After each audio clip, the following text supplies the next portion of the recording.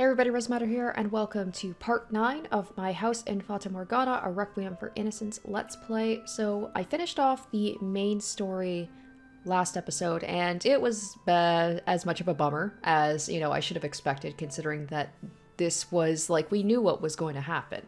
There wasn't going to be any miraculous, turn of events or anything. So now I have a couple of these sub-episodes. I've got 3 of them. People told me that it shouldn't take me too long to finish these, maybe another couple of episodes and I should be all done with this. So let's start off with this one, ASSENTO DELE. Probably mispronounced that. I think we make pretty good friends, or I think we made pretty good friends, don't you? Those were his last words before disappearing into the darkness. Their time together was brief, and they knew nearly nothing of each other, so could they in fact be called friends at all? Oh my goodness! We get to see Michel again! Well, we get to see Michel, not Michel. But oh my gosh, I was hoping we were going to get to see him at some point. I guess, it was Jacopo and Morgana's story. It was not Michel's story. Not this time, but at least we get a little bit of something. Ah, welcome back. Oh no, how do I pronounce his name? I got shit. When I first played this game, I always said his name wrong. I know it's French, so Didier? I'm just gonna call him D. Let's just call him D. Welcome back, D. I've missed you. That's Michel's affectionate nickname for him. Hello there, Michel. What a pleasant welcome this is. I remember what you did, sir. You didn't have to come all the way out here to meet me, though. I haven't seen you in so long, and waiting inside is so dreary. What a wonderful sister I've been blessed with. You'd best be careful, though. The sun is quite strong today. Mother would throw a fit if she knew you were out here in this weather. Do not worry, I heard from a servant you'd be back around now, so I haven't been out terribly long. And I know you're not one to be tardy either, Dee. I took all the necessary precautions. Well, curses. Now I'll have to be absolutely certain nothing delays my next return. Yes, indeed you will. Aw, it's just, their interactions with each other were so sweet before all the other stuff happened. Well, since you're here, would you like to ride back with me? On your horse? I'd love to, but I came on horseback as well. She's tied to the tree over there. Unlike your brothers, your horse is smart enough to follow you back. All right, then I suppose I shall. How was your expedition, Dee? More of the usual. Just patrols, really. No engagements to speak of. Quiet is never a bad thing. I'm not sure if I'd say never. Do you think something might happen? No. Nothing you need concern yourself with, at least. If you say so. Oh, yes, Mother said she had something important to tell you and to see her as soon as you arrived. Now that I do not like the sound of. I can hardly blame you. Mother has something important to tell you are the last words anyone wants to hear. Haha, you've gotten feisty now, haven't you? Don't tell her I said that. I wouldn't dream of selling out my beautiful baby sister. In fact, I beg you not to say anything of the sort to her either. She can be a bit easy to set off. If anyone, I think George needs that warning most. You're on fire today, Michel. And there she is, the world-renowned Castle Bullinger and our lovely home. I'm not a child anymore, Dee. I know our estate is not nearly as large or impressive as a castle. You used to love it when I called it that. I also used to not be 13. 13 is still plenty a child. Now, hold on tight. We're going to gallop the rest of the way. Yeah. What? Wait. Slow down, Dee. Try not to fall. Good day, Sir D. I just love the idea of a servant calling him by a very casual name. Sorry guys, I don't remember. I don't want to butcher his name. I might even be using it. It might be Di instead of D, but I'm just going to go with D because that, sounds better to me. Thank you. Everyone looks well. Where's my father? Lord Antonin is still out on personal business. He should be returning tomorrow. Thanks. I guess I just missed him. Well then, I should see what Mother... What was that noise? Ah, that would be George. Oh, I didn't realize he was going to be home. Shall we check in on him? No, no, no, no, this won't do it all. It needs more wild innovation and fiery passion and solemn beauty matched with a squeeze of delicate eroticism that doesn't undermine the impact of the piece as a whole. Gah!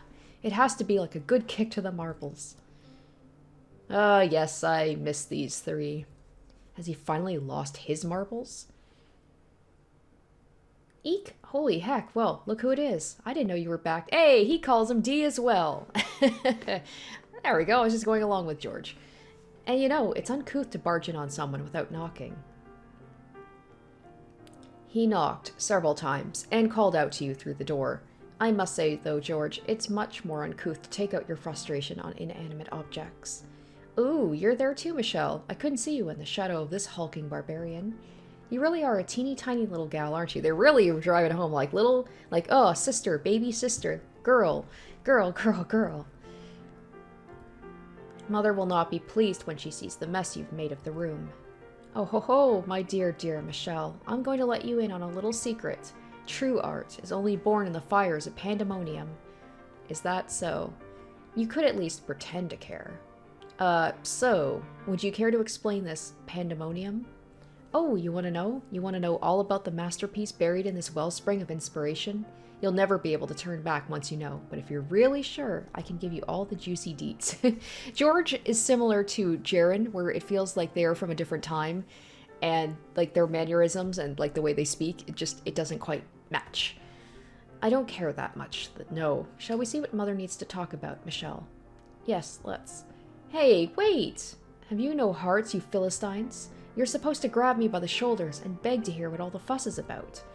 If it will make you stop shouting, fine. Give me the short version. Blah, so much for brotherly love. So the royal family's planning construction on a new chateau in the city.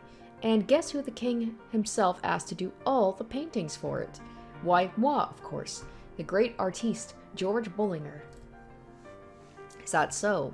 What's wrong with you two? This is huge. It's huger than huge. I would wager His Majesty did not, in fact, come within 1,000 meters of you. Haha, life's no fun if you limit yourself to only the truth. I somehow doubt you're in charge of all the art, either. I love how they just shooting him down. So in other words, there's almost no truth to your claims. Hey, I really was commissioned to do a piece for the new chateau. And this disaster area is all you have to show for it. Yep, and I don't know what to do. It's a chance for me to make it into the big leagues. I've got to paint something that will go down in history as one of the great works of our time. Perhaps it'd be better if you didn't put as much pressure on yourself. You do much better work when you're relaxed. You're brilliant, Michel. Let's go out into the town and let loose, just the three of us. That's exactly what I need right now. I have barely had time to sit down since I got back. Ahem. Ah. Sometimes I think there might be no hope for the three of you. Not even a word to your dear mother? Good day, Mother. My apologies. I meant to see you as soon as I returned, but...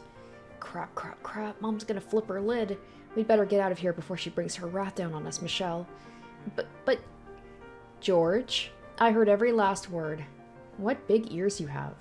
Care to repeat that? Repeat what, my beautiful mother? I swear, young man. So, how did your expedition go? D, dear? Because it's D. George said D, so... D dire? We'll just stick with D. Did you run into any trouble? Like, it's really sad. I've played the whole first game and I still don't know how to say his damn name, even though people, like, literally told me. But that was months ago. I can't be expected to remember that. No, it proceeded without issue. Thank you. Everyone returned safely by the grace of God. That's wonderful to hear. I prayed for you every day, and it seems he heeded me. I want you to know I've quite missed you, even if George and Michel robbed me of the chance to tell you first. I'm deeply relieved to have you back in perfect health. There is no need to be dramatic, Mother. I was never in any danger of not returning. Nonetheless, I too am... And there's no need for you to be so stiff around your mother. Sorry, it's good to be home, Mom. That's more like it. Welcome home, my darling boy. Yeesh, just look at him go. A grown man fawning over his mother like a little boy. Make sure you give him crap about it later, Michel. But... You really need to learn to whisper more quietly. Wonder who you inherited those ears from. I swear, you... So, Mother, Michel tells me you have something important you want to speak with me about. Ah, yes, that I do. I'm sure you'd like to rest after your trip, but would you come to my chambers for a bit first? Certainly. Ooh, what's this? Can I come too? This is my business. Why should you be allowed to stick your nose into it? Because it sounds like fun, and maybe it'll help give my muse a nice kick in the rump. It's not a private matter, so I don't mind. In fact, maybe it would be better if you were there too, George. Heck yeah. You're coming along too, Michel. What? Why would I? Oh, what am I going to do with you three? What do you think? Of the painting? It's a fine piece, clearly not made by George. I would have done 10 times better. Who's this hack responsible for this rubbish? Quiet boy. Sniffle. Does George have a disease where he'll die if he isn't running his mouth every waking moment or something? Not the painting itself, the girl in the painting. She's pretty, I suppose. Do you like her?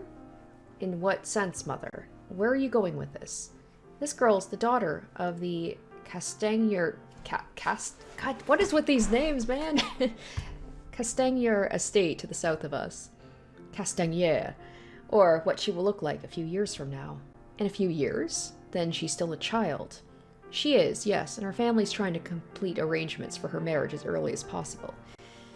Okay, this wasn't that bitch, right? The one that was engaged to George. So I think this is new. The fact that D is the what, like, he's going to be engaged to a child or betrothed to a child, and then he ended up having an affair with George's wife. Her marriage. The Castagners are a respectable family with lots of land. We have plenty to gain from this arrangement. All you need to do is say, Mother. As I've told you on several occasions, my body and soul belong to the church. Okay, so maybe this is the daughter. So maybe they're like, okay, then we'll stick her with George instead. I will neither succeed father nor take a wife. Well, you say this, my man, but then your actions later kind of go against that. And you're firm in your decision? Yes, I'm sorry to disappoint you. That's very disappointing indeed. I would be so much more comfortable with you taking over the house. Well, what about you, George? Do you have any interest in her? Bleh, I don't know. Not really feeling it. Now, George, you do realize that Dee not becoming head means you will be, right? So you can't make a decision like this, which will affect the future of both of our houses for generations because you're not feeling it. That's easy for you to say, Ma, but I can't change what appeals to me. It'd be all for nothing if we couldn't hit it off and never had any kids. And tell me, what is there not to like about her? She's a beautiful young lady. She's pretty, sure, but I'm getting nasty vibes from that picture. It's totally gotta be her. I can't remember what her name is.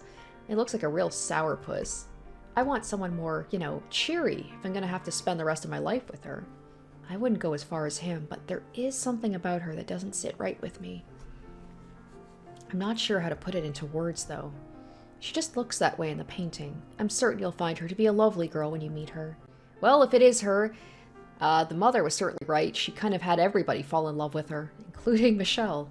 How can you be so sure? You haven't even seen her yourself. Anyway, not interested, and that's that.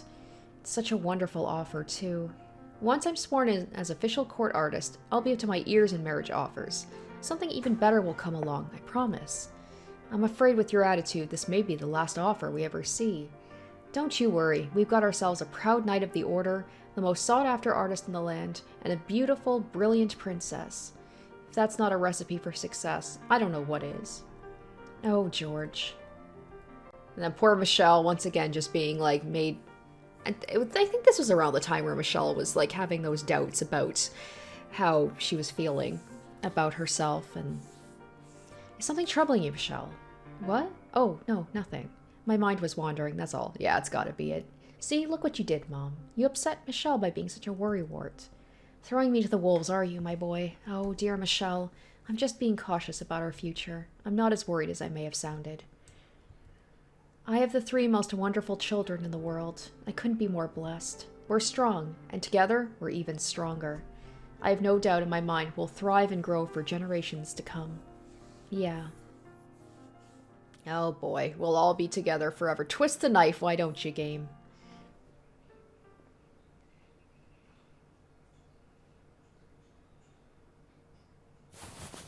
Oh, Michel. Yay! Oh, so that was just like a flashback or like a dream. Oh, I'm so happy we get better Michel.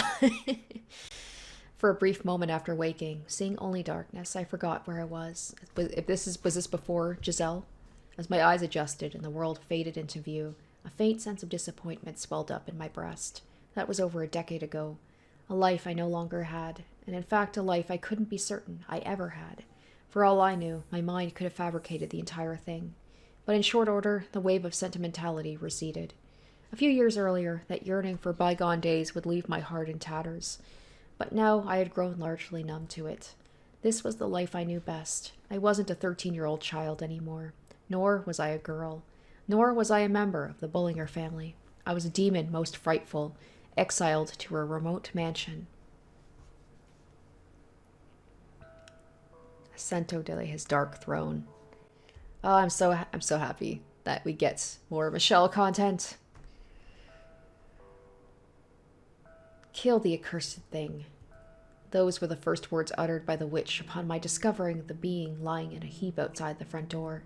The witch had haunted me ever since the day I resurrected her at the top of the mansion's observation tower a few years earlier.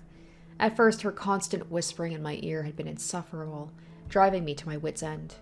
I did everything I could think of to deny her existence and push her out of my life. But that too had passed. I had been drained of all will to fight against her, or frankly, feel anything at all. No joy, no anger, no frustration, no sorrow. Perhaps that could be said to mean she had defeated me, but in retrospect, the witch causing me to encase my heart in stone had consequently kept me from being miserable every time I received a letter from my mother. It made me think getting worked up over some stupid words on scraps of paper was a waste of time and energy. So while I wasn't at the point of gleefully cozying up to her, it was true her presence had made my life easier. I can't stand the sight of it. It's utterly dreadful. The witch wanted me to kill them, but instead I crouched down to get a better look. They seemed to be dead already. It appeared someone had died on my doorstep. Because of the way they were clothed, I couldn't make anything out beyond that at a distance. It's faint, but they're still breathing. That's Giselle. Look, you can see their chest moving. I'm surprised she noticed. I can barely tell from up close. I reached my hand out to roll them over. Or is it Giselle? At which point the witch gave me an exaggerated sigh. I don't think so. I think Giselle came in normally. I wouldn't recommend touching them. They're diseased. That's why they look like a human raisin. That was indeed one way to describe them. What had first come to mind for me, though, was something I had read in a book about how desert cultures would mummify their dead. The person on the ground looked like what I imagined a mummy did, though I was under the impression mummification was performed in order to preserve the bodies of high-ranking individuals. Which is to say you weren't likely to find one collapsed on your doorstep. Ignoring Morgana's warning, I put my hand on their arm. It twitched, and they let out a groan. Just a swift stab through the heart, and they won't have to suffer any longer. The person didn't seem to have enough strength to sit up, barely enough to hold on to their last vestiges of life. Their fingers continued to twitch, but it didn't seem deliberate. The tall grass in which they were lying seemed to want to swallow them up. Do it, my dear. Send that poor soul to heaven by whatever means you please. Or perhaps they end up in hell. Hee hee. They're not long for this world, with or without my help. And who's going to have to deal with a rotting corpse in a few weeks if you just leave them there? Next month's delivery boy, presumably. Imagine the look on his face when he finds it. Imagine what he'll tell your family when he returns. It would make everyone's lives easier if you just killed them here. Bury them somewhere nearby. Let them nourish the earth with their flesh. If there's any nourishment left to be squeezed from them, that is. Or you could try luring some animals here. There wouldn't be a trace of gore to clean up if you let a couple of wolves at them. And they get a nice meal out of it, so everyone wins. Look at Morgana, she's being so pragmatic about it. I can't imagine they'd find much to enjoy on this pile of bones. The guy's like, I'm still alive here. How cold. You have no room to talk. You're clearly enjoying yourself. My, whatever would make you think that? There's been nothing to entertain you recently. I certainly haven't been talking much. Nothing of note has happened. I can tell you've been bored. Hee hee, a few quiet weeks hardly counts as boredom, compared to the years I spent in slumber. If you say so. Brushing the witch's distractions aside, I put my hand back on the vagrant's arm and flipped them over so I could get a better look. They were much lighter than I had expected. Her arm was little more than flesh and bone, and that flesh felt like leather. I couldn't guess their age or even gender. They were dressed in unadorned brown robes and a cowl. One thing stood out about their dress, though, their mask. And when I removed the mask, I was greeted with torn, wrinkled flesh and eyes so sunken it was disquieting. I wasn't sure what I saw beneath it could even be called a face. Bandages covered their head from the nose down, and what hid beneath them was in even worse condition. I couldn't tell whether their nose ended and their cheeks began, and their lips had curled back into their mouth, turning them into a gaping gash. Even as close as I was, I could barely make out the sound of their breathing. They almost certainly wouldn't survive much longer. Good heavens! As I thought the witch might find some compassion in her heart for the dying vagrants. Get rid of that filthy thing. I was immediately proven wrong. Her tone of voice was like that of someone who had found rotten food in her pantry while looking for something to eat. As I said, they're diseased. You should stay away unless you want to end up like that. Your legs too frail to hold you up. Your body withered and your eyes sunken, worthless orbs. It's highly infectious. I largely ignored the witch's whisperings. She liked toying with me, so I couldn't take what she said at face value. She was more than happy to lie or exaggerate for the sake of tormenting me. There was no guarantee their ailment was contagious at all. So just hurry and get rid of... Are you listening to me? I hoisted the vagrant onto my back. A simple task, even for me. Perhaps the least fit man in the world. They were smaller than me, but not child-sized. It was like I was carrying an empty sack of skin. This will give you something to stave off your boredom. I told you, I am not bored. Heavens, I never took you for the kind of raving lunatic who helps strangers. I wasn't bringing them in out of the goodness of my heart. They simply piqued my curiosity. There was something oddly amusing about the whole twisted situation. A witch, a demon child, and a living mummy. Sounds like a fun sitcom.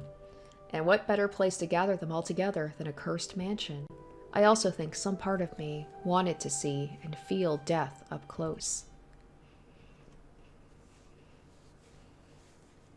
So this is certainly new. I'm glad we're getting some, new stuff. I don't think this was brought up at all in the original game. What's going on? I can't see a thing. Have my eyes finally started going? And I was so close to that mansion. But I guess this is the end of the line for me. Wait, no. I still have my vision. It's just dark as hell. Where in the world am I? I'm on a bed? Good morning. Hey! It's been so long since I've seen him. And who the hell is that? What's going on? I don't...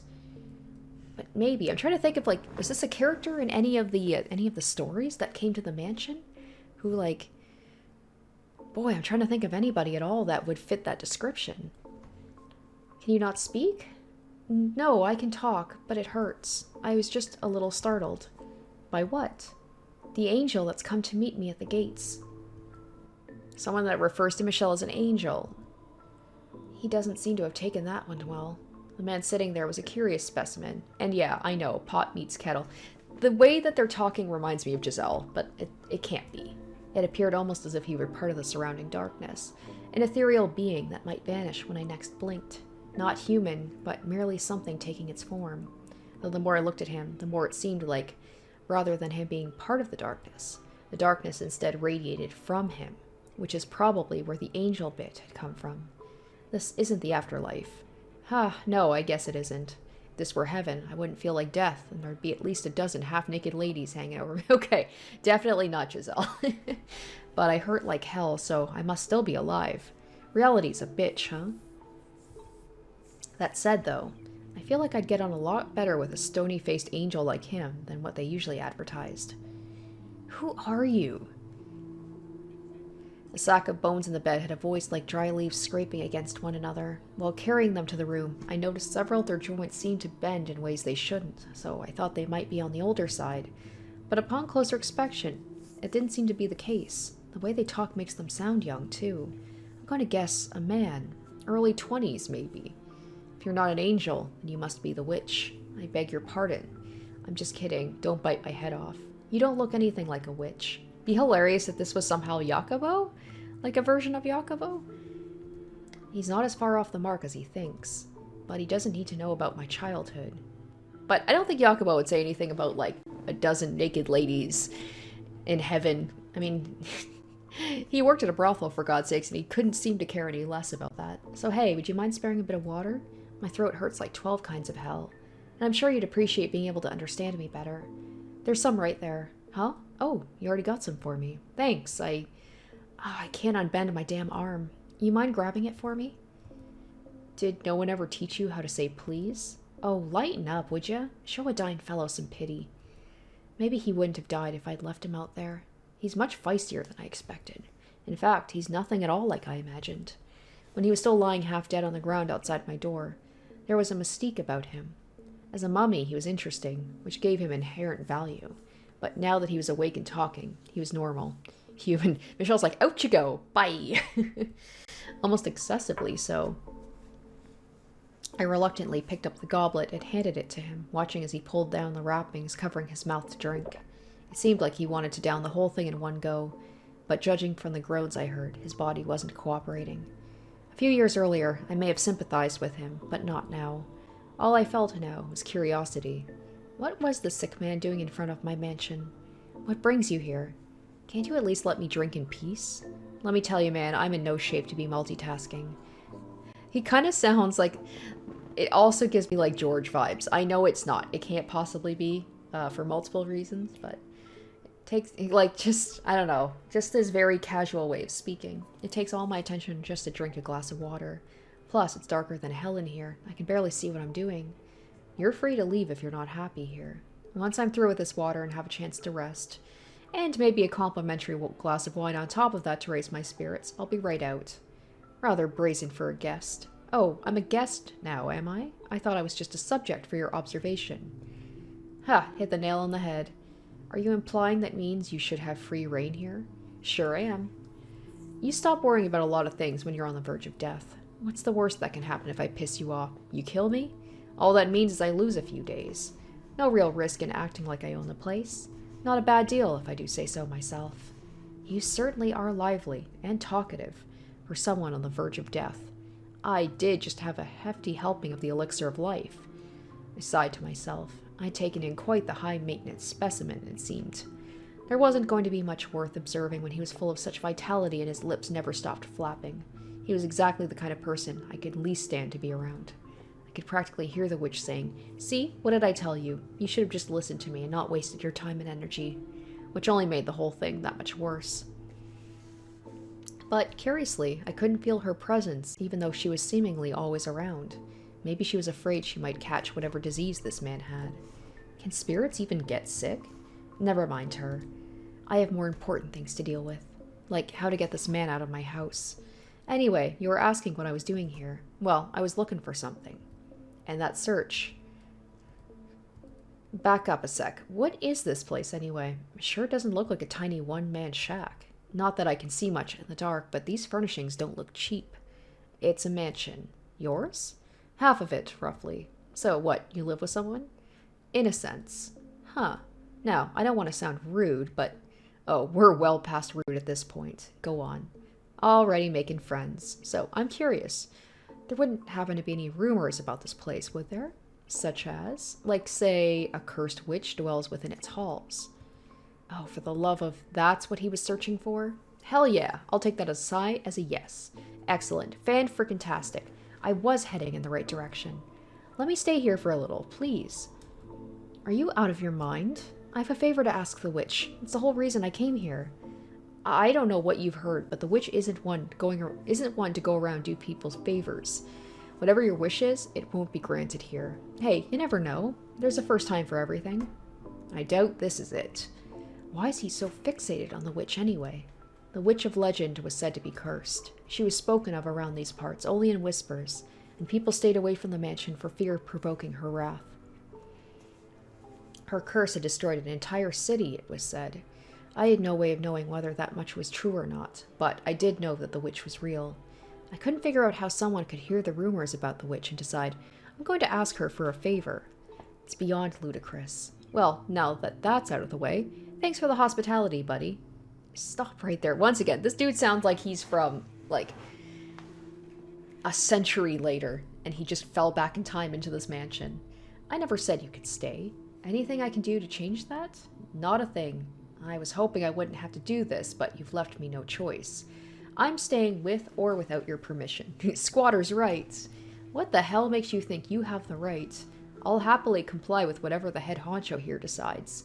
But remember, you said the mansion was only half yours. So until there's a unanimous agreement to boot me from everyone with a stake in the property, I'm sticking around. This little weasel. I won't just be a straight-up leech, though. Don't you worry. If you need help with anything, chores, whatever, just give me a shout. He's like the more annoying male Giselle. But to do that, I guess you need to know what to shout, huh? Oh, the name's... Emo... Oh. I'm probably pronouncing that wrong as well. Emion, pleasure to meet you. Hey now, giving me the silent treatment? Is that how you're gonna play this? Flat pretending I don't exist? No. My mind just froze up for a moment. It looks like he's serious about staying. Which is a problem, even setting aside the witch situation. The more contact I have with anyone, the greater risk there is that word of my survival finds its way out. No, what? That said, he isn't long for this world. This vigor won't last. That much is certain. In fact, it might be smarter to keep an eye on him. Make sure he's dead before he has a chance to tell anyone about me. Hello? Need help finding your way out of your thoughts, buddy? Death will find you long before the witch does, I'm sure. Yeesh, that's the first thing that comes out of your mouth? I braced myself for that outcome already. But following the logic of that zinger, it sounds like you're giving your approval of my stay. Resigning myself to it may be a better way to put it. It's all the same to me, so tell me, what's your name anyway? Unless you want me to stick with calling you an angel or the witch's right hand, that is. I am neither of those things, thank you very much. So, what should I call you? Michel. Michel, derived from the name of the archangel. What was that about you not being an angel again? I haven't wanted to strangle someone this badly in a long time. And what exactly do you think you're doing? The witch spoke almost as soon as I stepped into my chambers. I could hear her voice right in my ear, as if she were standing beside me, which was especially jarring as she'd been completely absent during my conversation with Emo. God damn it. These names, they're gonna kill me. She seemed to know what we had talked about, though, so I assumed she'd been spectating from a safe distance. What do you mean? You're hardly the type to take in poor wandering souls on a whim. You're right, I should have asked you first. This is your house, after all. Half mine, you mean. Hee hee, I should be thankful you let me have half of it. But you are the master of this house, and go on, I was never a master. So I have no say in who you can choose to let stay here. But you will heckle me about it. Of course, that's what Morgana does. I need my entertainment, too. So, what are you going to do about, whatever his name is? Emion writes that. I was hoping you'd chase that dreadful thing out. He says he has business with you. Oh, does he now? So you weren't listening in on the whole thing. I'd be more than happy to hover over you every waking moment if that's what you prefer. I would rather you didn't. Hee hee. As you can see, I respect your personal space. It wouldn't hurt you to show a bit of gratitude sometimes. So, what does that man want with me? Not a clue. All he said was he wanted to ask the witch a favor. A favor? Indeed. Hee hee, what a farce. I agree, you would never grant the wish of a... No, not that. That you happily passed on a stranger's request, but vehemently refused to make your own of me. The offer still stands, my dear. Just say the word and I'll put a curse on your entire family. I've told you repeatedly that I'm not going to ask you to do that. Obstinate as ever, I see. Anyway, I never asked you to grant his wish. Only conveyed to you that he had one. He'll be dead in short order regardless. A week or two at most. How tragic for him, betting the last remnants of his life on the legend of the cursed witch, only to be dealt a pair of heartless jokers. In all likelihood, he just wants me to cure whatever disease he has. Why would a witch who deals in curses cure diseases anyway? Now, it's not polite to judge someone by their appearance, my dear. Are you saying you can do it? Maybe, maybe not. Regardless, there is but one thing the two of us can do for him. Watch as the poor wretch's life slips away, alone and in the dark. Hee hee hee.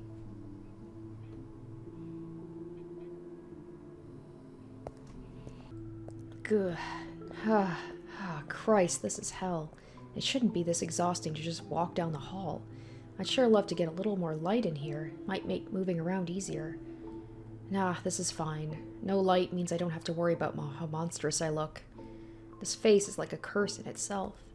Okay, so the only places I haven't seen yet are this room and Michel's room. And he made it very clear he didn't want me anywhere near his room, so in practice, that makes this the last one. Here goes. Damn. A huge stained glass window sat at the back of the chapel. The archangel within casted a faint light across the room.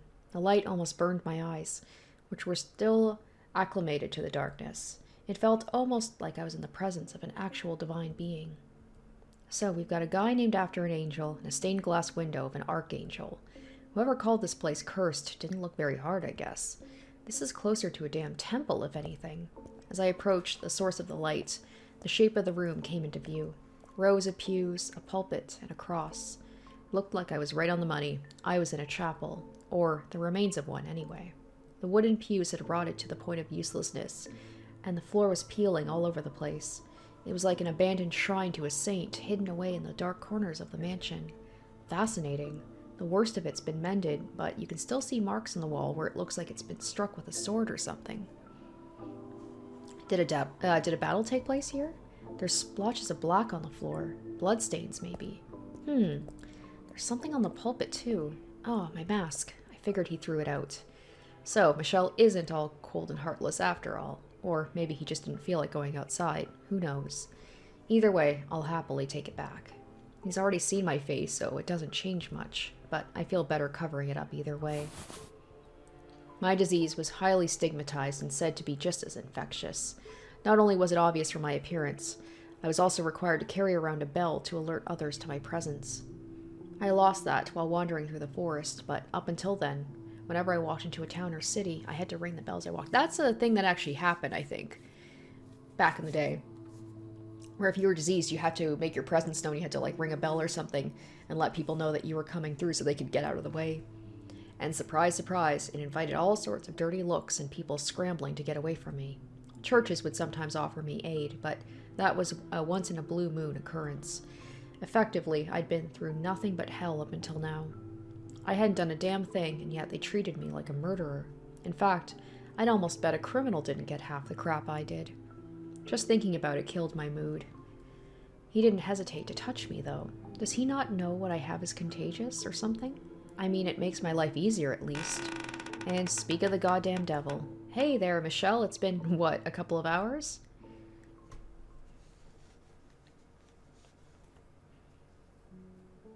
Alright, so we actually get to see what he looks like. Kinda cool with the mask and stuff on. I found Amion in the chapel. He had put his mask back on, despite the fact I'd already seen what it hid. I couldn't imagine whatever he gained from wearing it was worth the obstructed vision, but surely he had his reasons. One hell of an impressive window you got here. I had a pretty good guess where he was going with that train of thought, and I was entirely disinterested in humoring it. He would start off with something about how beautiful and awe-inspiring it was, mention the Archangel, and then try to lead it into, "You can make a frickin' fortune off of this." I beg your pardon? Glass doesn't come cheap, especially not the colored stuff. I was thinking, if you found the right buyer, you could be rolling in dough. Does he have any idea just how sacrilegious that is? Let me guess, you're thinking, does he have any idea how blasphemous that is? And now you're thinking, can this fellow read my mind? I am not. Haha, you should say what's on your mind. Otherwise, I'll just have to keep saying it for you. Sorry to disappoint you, but I am not particularly talkative. I'm not saying you'd have to yap on for days like me. While what you said was indeed blasphemous, I do not disagree with the sentiment. Oh, really? It's just chunks of glass arranged into shapes. Bingo. There's no actual angel there, just man's depiction of one. Who are you, anyway? Well, that sure came out of nowhere. And you want me to spill my guts without doing the same for me? My apologies. I have not had the chance to hold a conversation in some time. I see. And you are not obligated to say anything if you do not wish to. I would not answer if you asked me the same. It sounds like we're on the same page then. The more we share, the more uncomfortable it's going to make for everyone, so let's just keep things the way they are. A nice, cozy distance. I may be curious as all get out about what the hell you're doing out here all alone in the middle of frick all, but I won't pry. Ha. Alright, I'll tell you what I can. I'm a nomad. Before I got sick, I traveled all across the lands. Had me a nice lute I'd strum as I trotted from place to place, singing songs and pretending I was a troubadour. You were a traveler. I could tell stories of my exploits for days on end if you want to hear them. I'll pass, thank you. Your eyes tell me you're lying, buddy. I'd rather you listened to what I said. War stories over dinner, then. Sounds like a date. Now, I've got a little question for you, if you don't mind. Not about where you came from or anything, I promise. Yes? Why didn't you say anything about my face? I assumed you were going to ask about the witch, not me. Hard not to be curious, you know? Everyone's grossed out by it. He makes a fair point. Even Morgana was taken aback by the sight. I can imagine he would appear monstrous to someone who's led a relatively normal life. Maybe Morgana was more taken aback because maybe he had the similar things to what she had, and she's like, oh, someone else, like me. And he's probably been subjected to less than charitable treatment for it. I think Michel, deep down, he feels maybe some kinship or some sympathy, because like Michel, because of who he is and the way he looks, people treat him like he's lesser for it. Which makes me wonder, how is he not drained and jaded by now? I don't understand how he can be so spirited. I've seen the kind of hardship that can be brought onto someone by their appearance. So what you're saying is, it's nothing new to you. Correct. I did think it a little unusual, but nothing more. I understand your ailment is contagious? What? You knew? Why did you help me then? Why didn't you hesitate to touch me? You carried me into the mansion. You handed me water, all the while knowing you could be infected. I couldn't figure out how to honestly explain my actions. Part of it was me deliberately acting against Morgana's wishes, frustrated by her repeated insistence that I kill him. But the aura of death that hung over him was the biggest factor. There was something indescribably alluring about it. All I'll say is, I would have left you if you were in good health. So it was pity. Oh no, what did I just do there? Sorry guys. I don't know how that happened. Okay, let's go to the log. Whoops.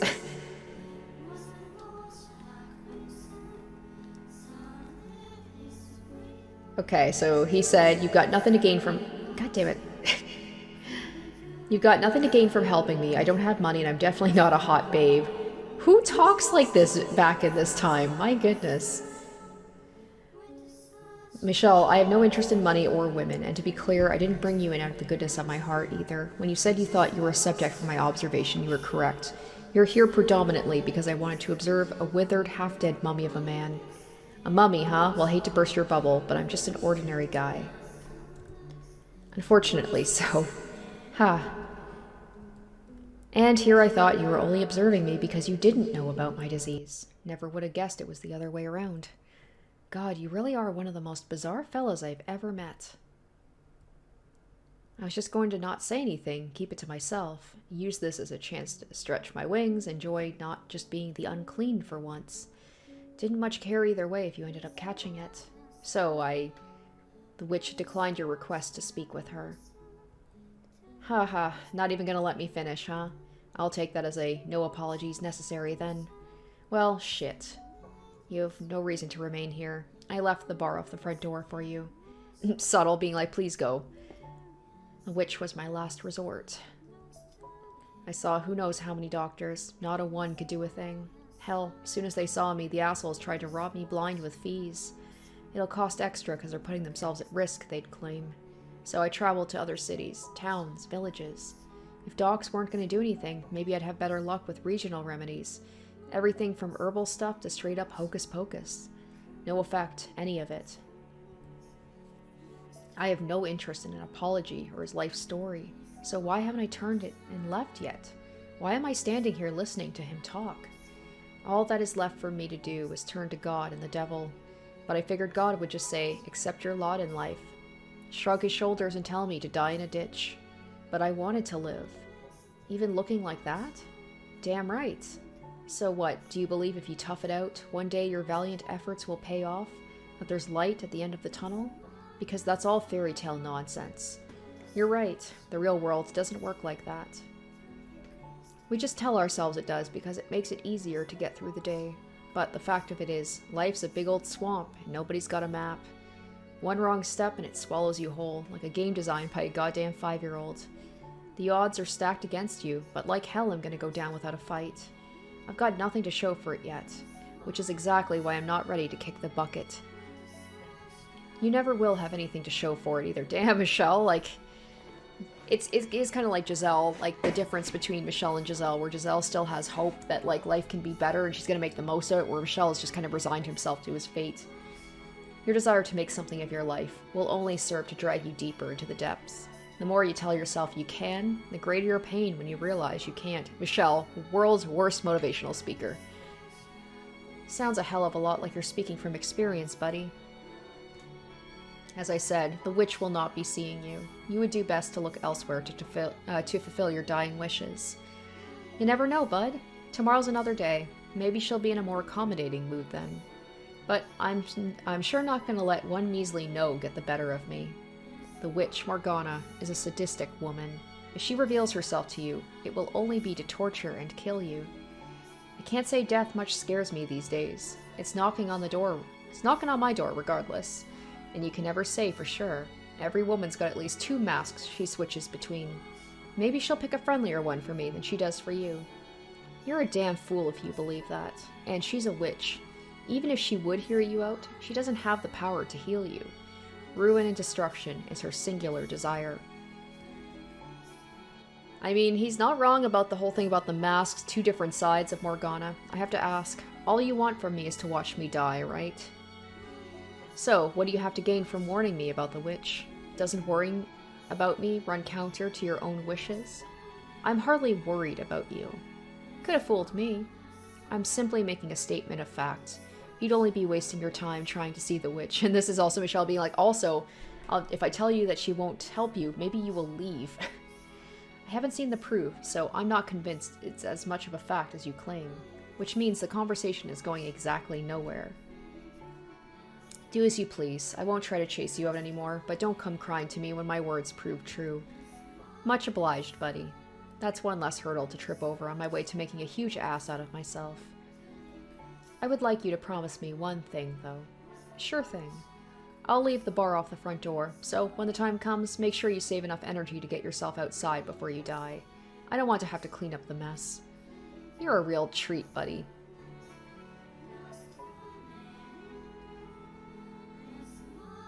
After our little chat, Michel gave me permission to make use of anything in the mansion. It still came with the condition I stayed away from his room and didn't pry into his personal life. But that seemed fair enough, considering I didn't want him digging into mine either. In fact, I couldn't have asked for a better arrangement. After so long wandering, with food a constant uncertainty, having a roof over my head and meals at my convenience was heaven on earth. He had dried foods and smoked meats in his cellar as well as bread, which, last I checked, didn't store for very long. But he never seemed to leave the house, so... I did recall hearing some rumors on my way here. Whispers of a shadowy carriage occasionally seen heading toward the cursed mansion. No one knew for sure what it carried, but there was a general consensus. Offerings to the witch. Fresh sacrifices to keep her appeased, which was obvious nonsense. No one was sending shipments of virgins to offer to the witch. A basket of bread and other supplies now, maybe. Rumors have a way of taking on a life of their own. But that was so patently absurd, I couldn't believe anyone bought it. That still left me with scores of questions, though. Who was bringing Michel the supplies, and for what purpose? Why did he never leave? Was he imprisoned here for some iniquity? But obviously, I had no intention of seeking out the answers. We spent long enough together. I would probably find out eventually, but I knew damn well I didn't have that kind of time left. What point was there to lifting the curtains on someone else's life, when chances were I was going to croak not long after? I had no intention of repeating Pandora's mistake. I was going to spend my last days here living with him. I wasn't going to get anywhere near that jar and risk making waves. I couldn't say whether or not that was the best strategy, but regardless, I made it through our first 2 weeks together well enough. And in those 2 weeks, it seemed like the two of us were talking more and more. I was standing before the stained glass window. It had become routine for me to spend a few hours of each far too long day in the mansion's chapel. I wasn't so naive as to think the angel would grant me relief. But I did sort of enjoy being in the presence of something so magnificent and undeniably beyond my reach. It was impressive in the same way as any other massively expensive piece of art. Now that I think about it, I never really appreciated art when I was younger. Couldn't even tell the difference between what was good and bad. Maybe because I was just a kid, or because there was nothing there to appreciate. Emion. I swear, I feel like I say his name different every single time. Emion? Oh, hey, sorry. Lost in my thoughts. What's the occasion? You almost never initiate. I need your help with something. Damn, is the sky gonna fall today? So, what can I do for you? I'm going to cover up the stained glass window. You're gonna what? It seemed unsurprisingly that that was the last thing he'd expected to come out of my mouth. And the incredulity, oh my gosh, what is that word? Incredulity was obvious even in his raspy old man's voice. I could easily imagine the expression he might be making beneath the mask, if he'd had a face left to make it with. Would asking for a reason count as prying? No particular reason. I simply disliked the sight of it. Well, that's a damn shame. I rather enjoyed my time with it. I seem to recall you saying it was nothing more than colored glass. In a spiritual sense, sure, but do I look like I'm praying to it? No, I'm admiring the craftsmanship. It's one hell of a piece. I see. Though I pretty much got the thing memorized by now, so sure, let me give you a hand. Thank you, follow me. I gave Emion a quick glance, then started off down the hall.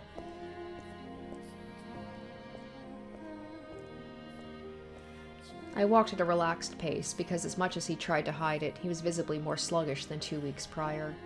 Even breathing seemed to be an endeavor for him. As I walked, I made sure he was keeping up by the sound of his footsteps, but never once did I turn back to look. Facing away, I said, "You didn't have to come along." "Excuse me? You were the one who asked me to. Don't you think it a bit inconsiderate to ask someone in your condition to do hard physical labor? No one with any common decency would do that.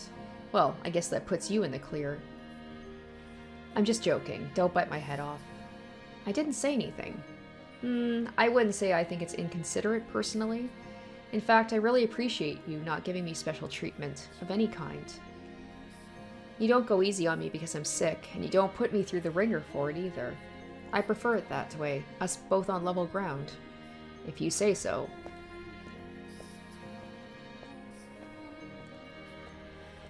I know I just said I appreciate you not going easy on me, but this is a bit much, don't you think?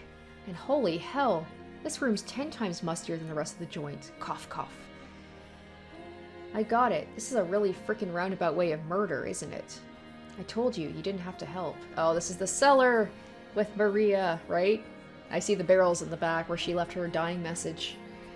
The two of us were looking down on an old weathered bundle of cloth that had been in the mansion longer than even I had. It was a single piece, large enough to cover the entire stained glass window, and thick enough to block out its light. Fabric was far heavier than most people realized, and something this thick and tightly woven was going to weigh a ton. I knew I wouldn't be able to carry it to the chapel by myself. You're free to head back to your room. I'll do it. I'm not backing out now. Besides, there's not a chance in hell you're getting this up there alone. It's not that long of a walk from here to the chapel, I think. Alright, let's do this.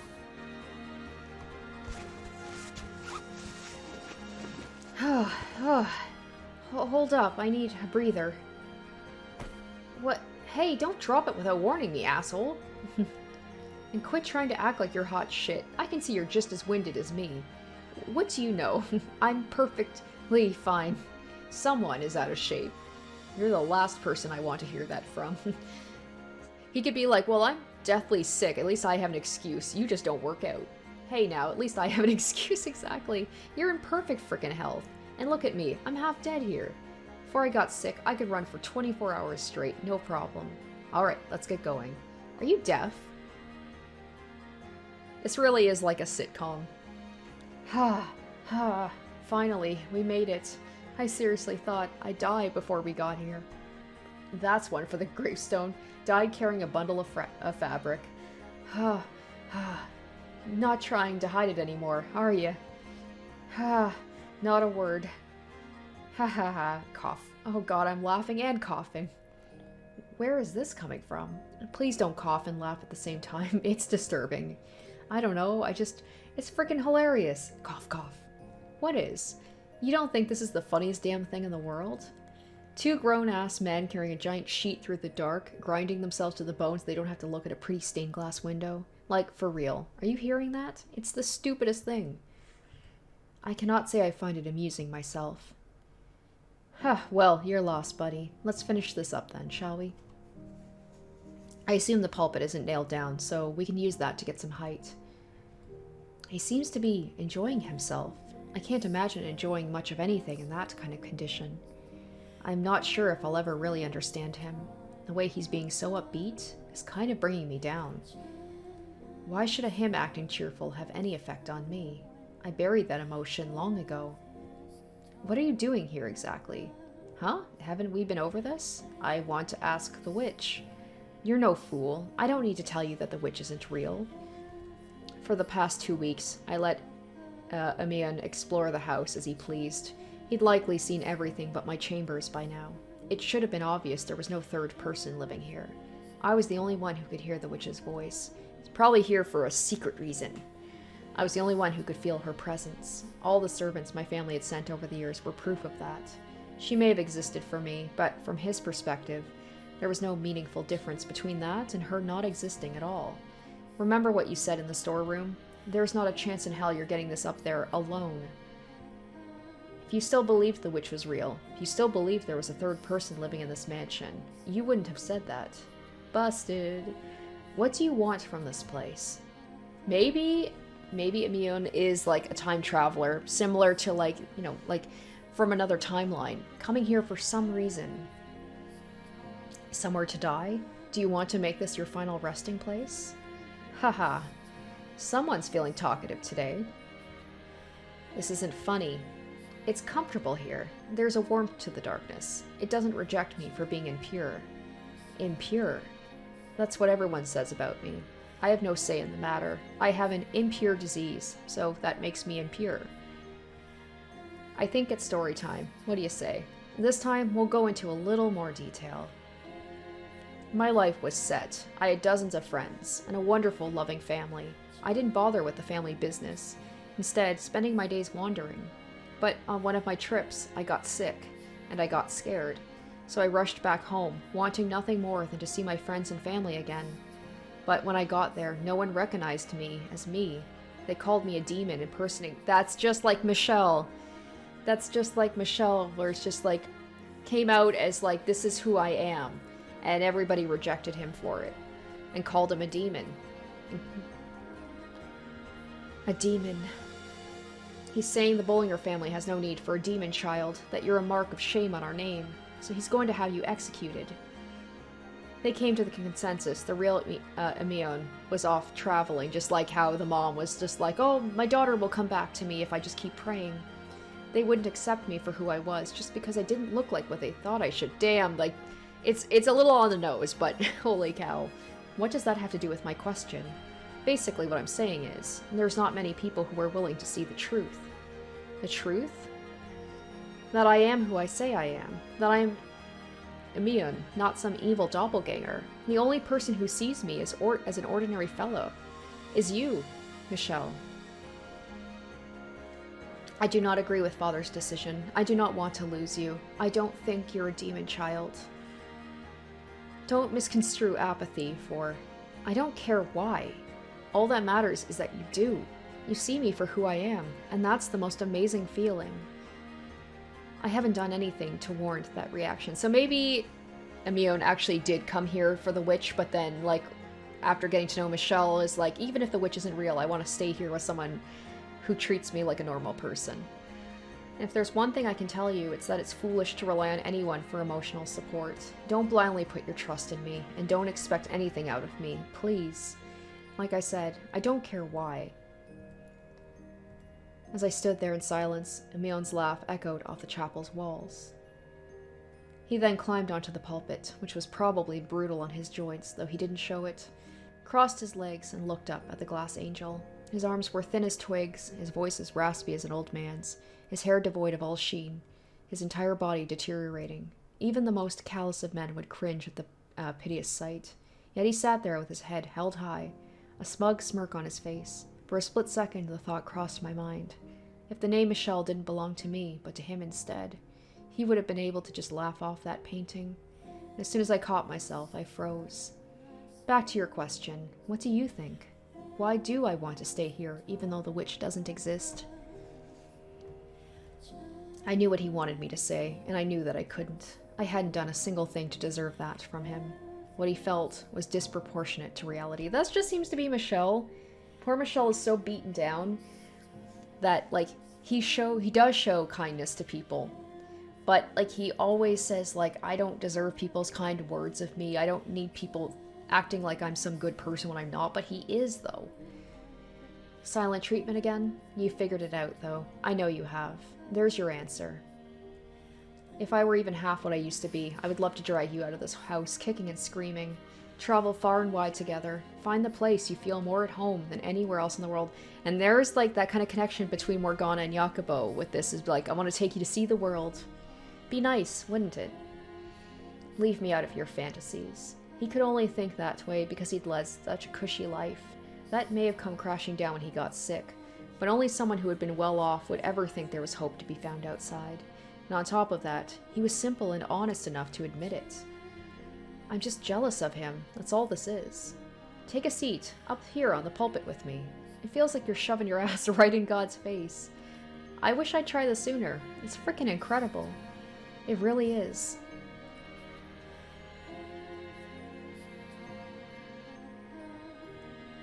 Between the two of us, a guy who probably couldn't overpower a rabbit and someone on death's damn doorstep, covering up the stained glass window was a grueling task. That day marked a turning point in our relationship, though. It was an insignificant change, something I doubted anyone but us would even be able to notice. But it wasn't the degree that mattered. There was a real shift in the air between us. Michel didn't seem to be so persistently wary of me anymore, and I started to feel more relaxed in his presence.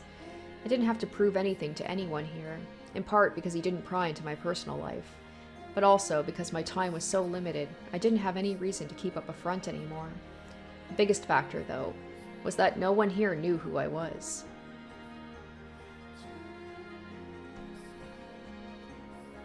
From time to time, Emion and I would have supper together.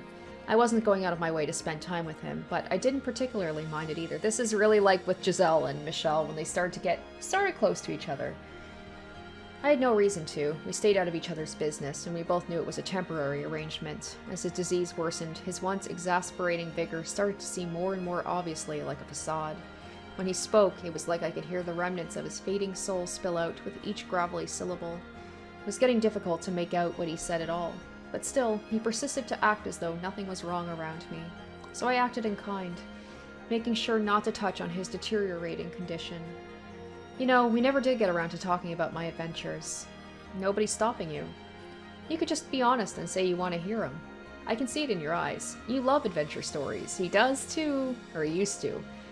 Not only that, you want to go on some yourself. That could not be further from the truth. Haha. Alright, let's see. How about the story of the battle in the Northlands? About 5 years back, I was traveling the lands far north. Heavy snowfall covered the land in the winter, stretching as far as the eye could see, and with the arrival of spring, it would melt and rejuvenate the earth. It was a lot colder up north than it is down here, but the lands were fertile nonetheless. And naturally, where there's fertile land, there's people fighting over it. 2 countries, one to the east and one to the west, vied for control over this particular area. I watched the battle from the safety of a nearby hill. The theater for this battle was a large plain, a sea situated to the north. Separating the two was a river flowing south from the sea. It wasn't a very deep river, though. Both horses and infantry could cross it, albeit with some difficulty. The Western Army attacked first. They outnumbered and were better equipped than the Eastern Army, their soldiers well trained and commanders sharp. Planning and organization allowed them to cross the river with ease. And once they were on the other side, they stormed the Eastern Army. Now, how do you suppose the battle went? It wouldn't make for a very good story if the Western Army simply went on to defeat the Eastern Army. Because you're asking, I presume the Eastern Army had something up their sleeve. Geez, you're the worst kind of person to tell a story to, buddy. Play along at least, would ya? I hate to burst your bubble, but I am not a child listening to a bedtime story. Well, you're right about one thing. I would have framed things differently if the Western Army was going to win. Maybe gone into detail about how advanced their equipment was, how strong their soldiers were, name-dropped a commander or two.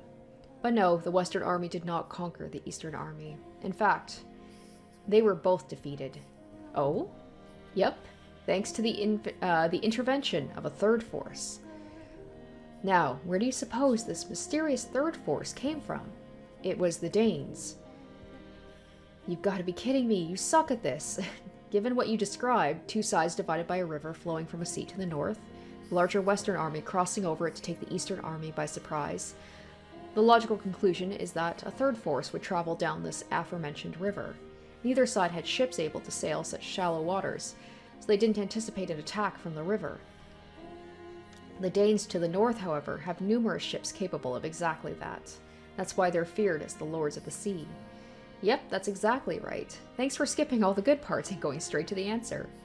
A fleet of ships with dragon heads on both ends sailed down the river after the Western Army crossed, quickly making land.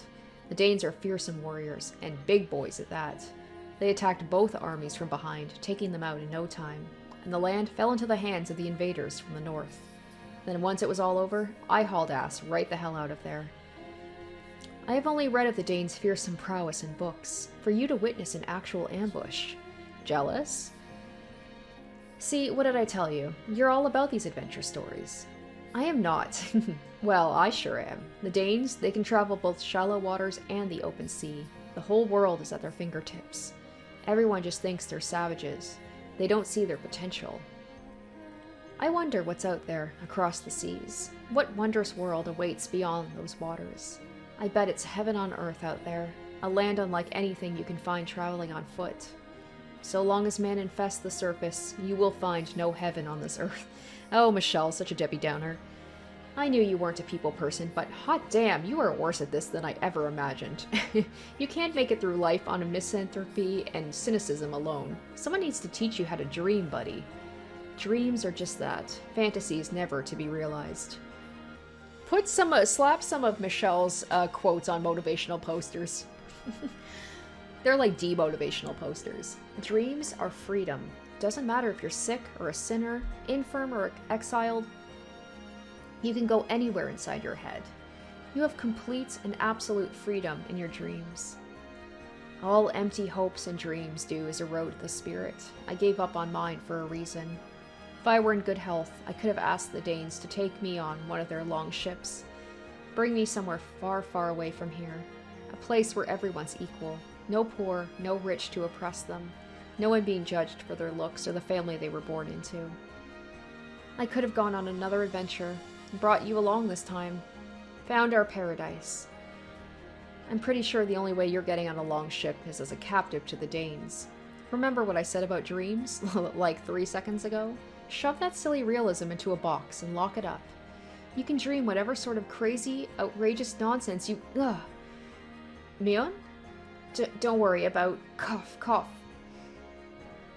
Ugh, okay, so back to... story time. After I escaped from the Danes. Cough. Ugh. I crossed paths with this incredible bard. This one's gonna blow your mind, I'm sure. I didn't tell him not to push himself. He knew his own condition far better than me. I didn't have to tell him continuing was a bad idea. My role was to be quiet and listen. Emion then sung for me a song he supposedly learned from the bard. I could sing way better than this back then, he said with a strange laugh before beginning the raspy ballad. Every note melted into a sort of indistinct, flat buzz, but it was still somehow pleasant to listen to, perhaps because I could imagine what his voice may have sounded like in its prime. A bright, optimistic, unwavering, powerful voice, all the more enchanting because it only existed in my imagination. As I listened to him sing, so much that I'd kept sealed away slowly crept back to the surface. I felt like I was being whisked away into a far distant world. I'm like, this character, no mention of him in the original stories is kind of like something that may have happened in another timeline, or a alternate thing to Giselle being there. It seems like it's a similar character, like someone to kind of bring Michel out of his shell a little bit, and someone to talk to, and someone who's kind of like almost annoyingly optimistic in his opinion, given the circumstances of their life. By the tales of his exploits and the bard's song. With this damn name, Emion. With Emion, his hand held out, waiting to take mine. The words, "Let's set off to a new world, buddy," on his lips. But his time on this earth was drawing to a close. Those fantasies faded to fade into nothing. So I'm assuming Emion eventually dies. But I'm just like, if he did exist, why did Michel never seem to bring him up with Giselle or anybody? You aren't seriously going to make friends with him, are you? I thought you were better than that. Or do you think you'll get something out of this? Well, you're sorely mistaken. You've forgotten what you truly are, and gotten it in your head you can be equals with him. Your heart brims with blight, yet here you are grasping at companionship, knowing full well it is but a fleeting illusion. What do you have to gain from forging a friendship with him? Already tired of me, are you, my dear? Very well, I shall take my leave.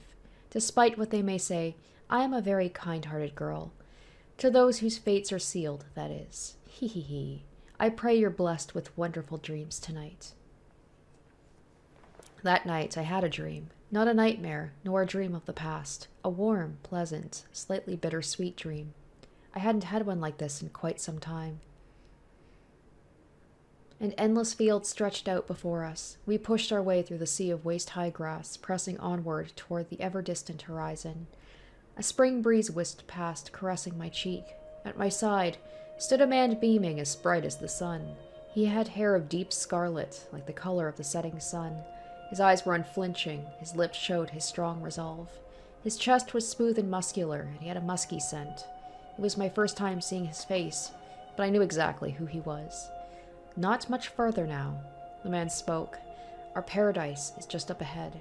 His lips curled up. It was a smile that might look condescending on any other face, but on his it seemed perfectly natural, not a trace of disdain. In fact, anything but a cocky smirk would have seemed out of place, which made reality that much more bitter. Here on the other side of the sea, in this beautiful land, no one will think less of us for anything. If someone happens to find out about you, no one's going to make a big deal out of it. And no one is going to be afraid of my disease. I was well aware of the fact it was a dream, and I thought it a rather cruel one. It's the whole thing about kind of like the reddish hair, the disease, scarring the face. I was like, is Emion just kind of like another version of Morgana? Like the connections, the similarities are there.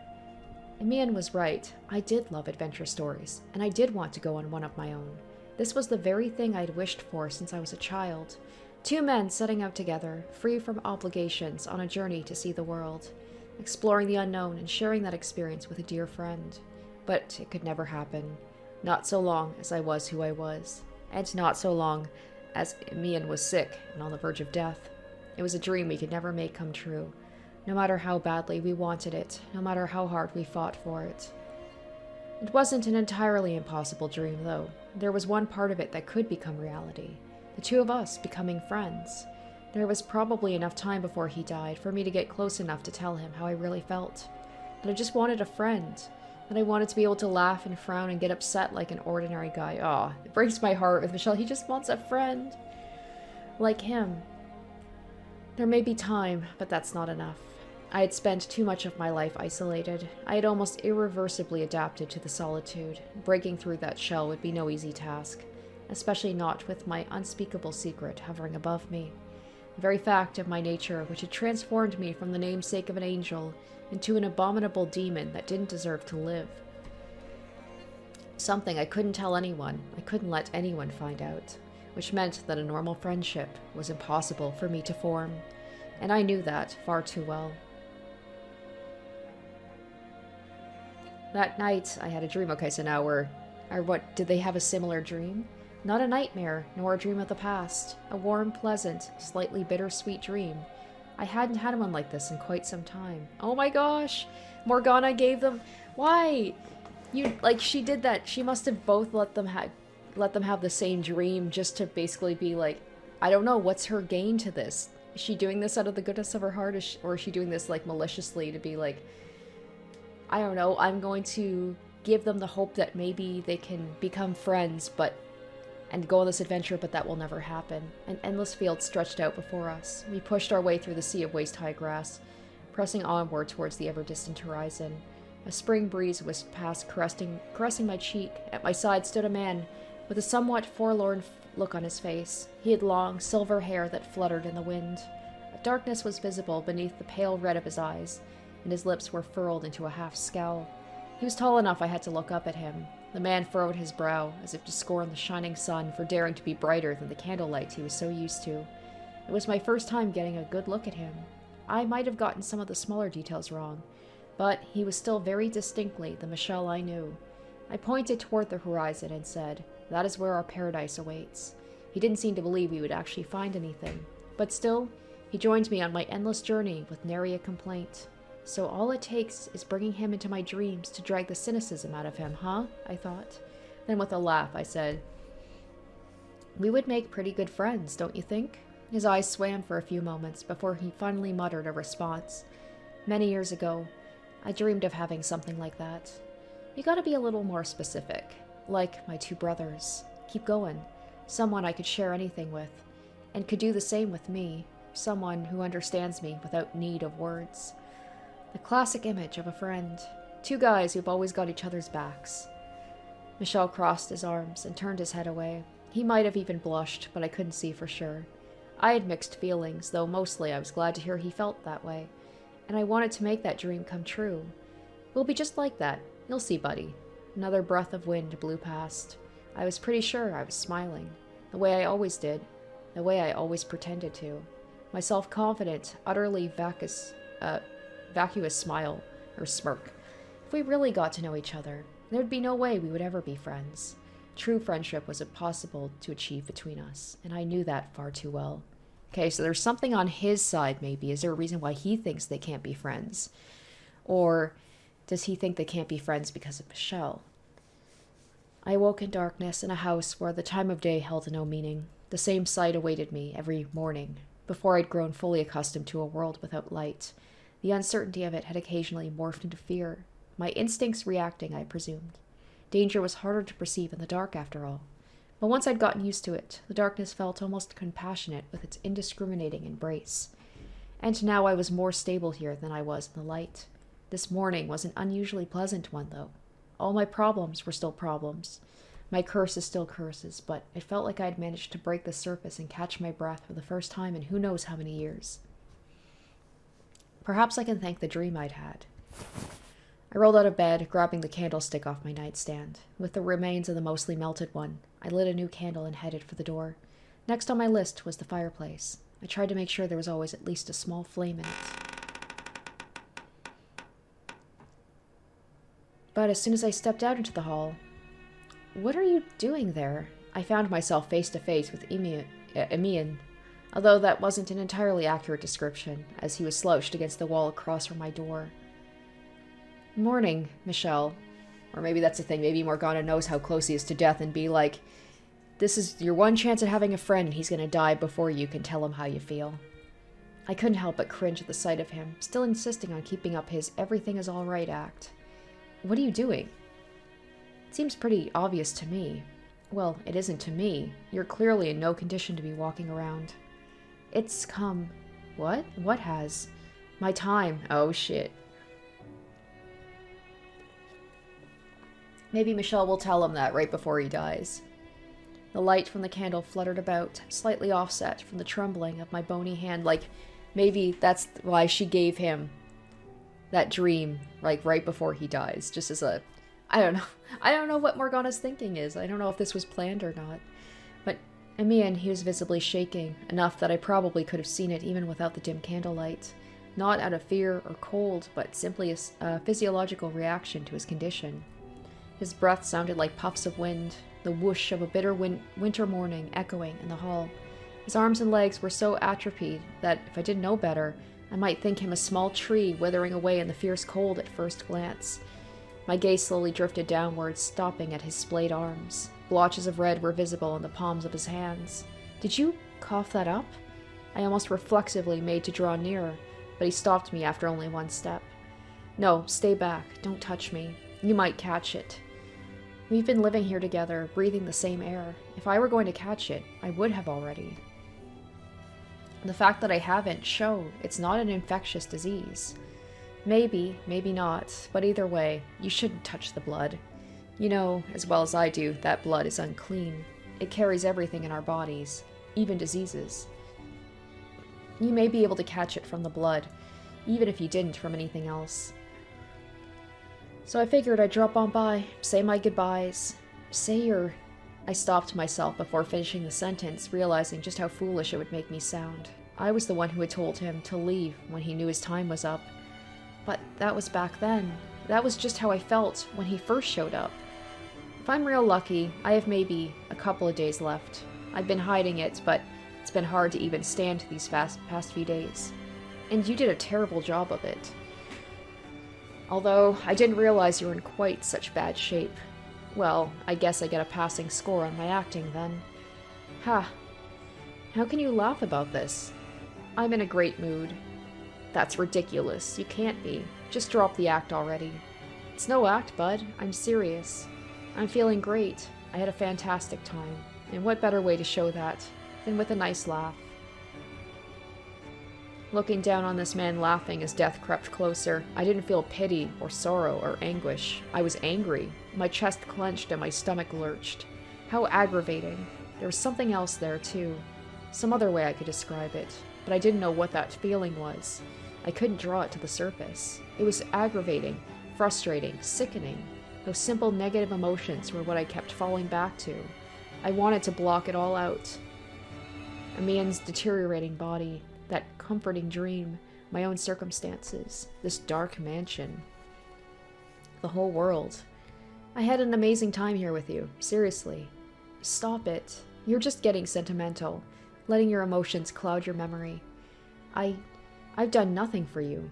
Think about your time before you got sick, when you were with your friends and family.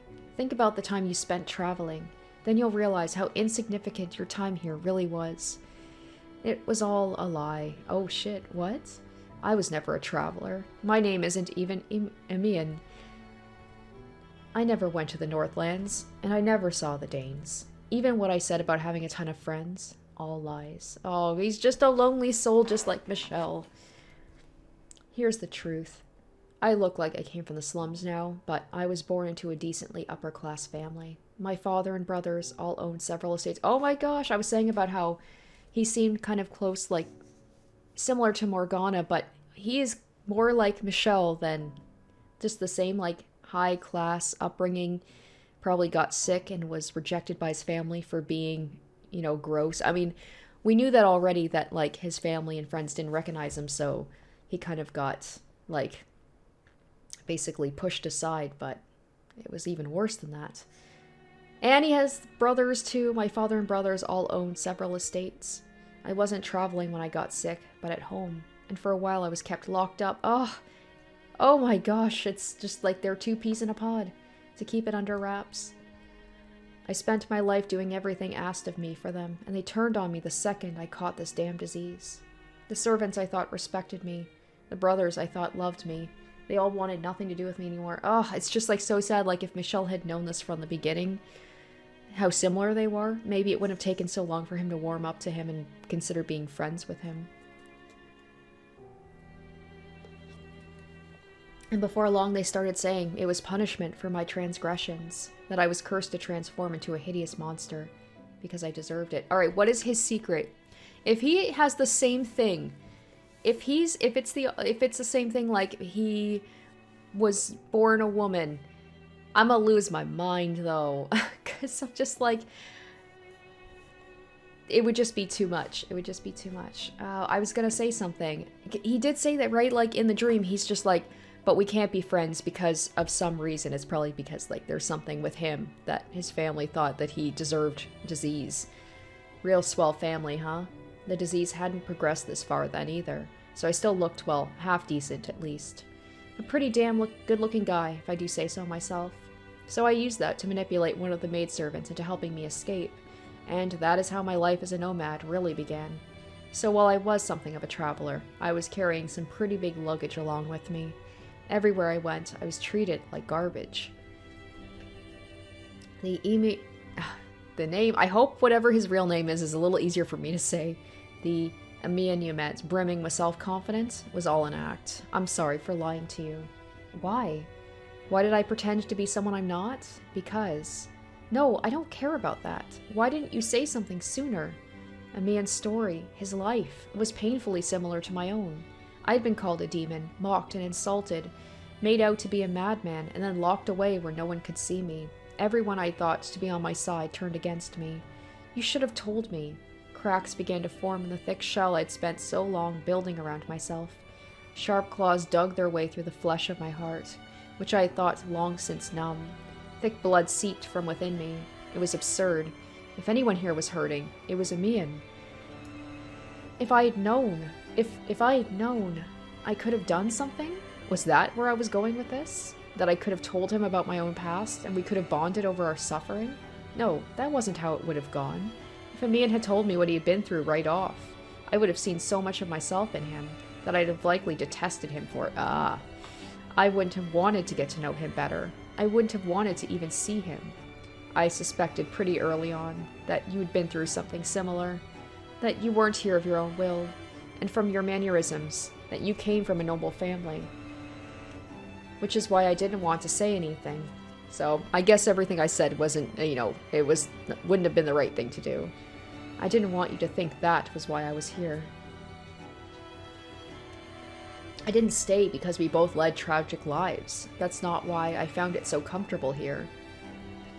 Everything about how I presented to you was a facade, which is precisely why I was able to be myself.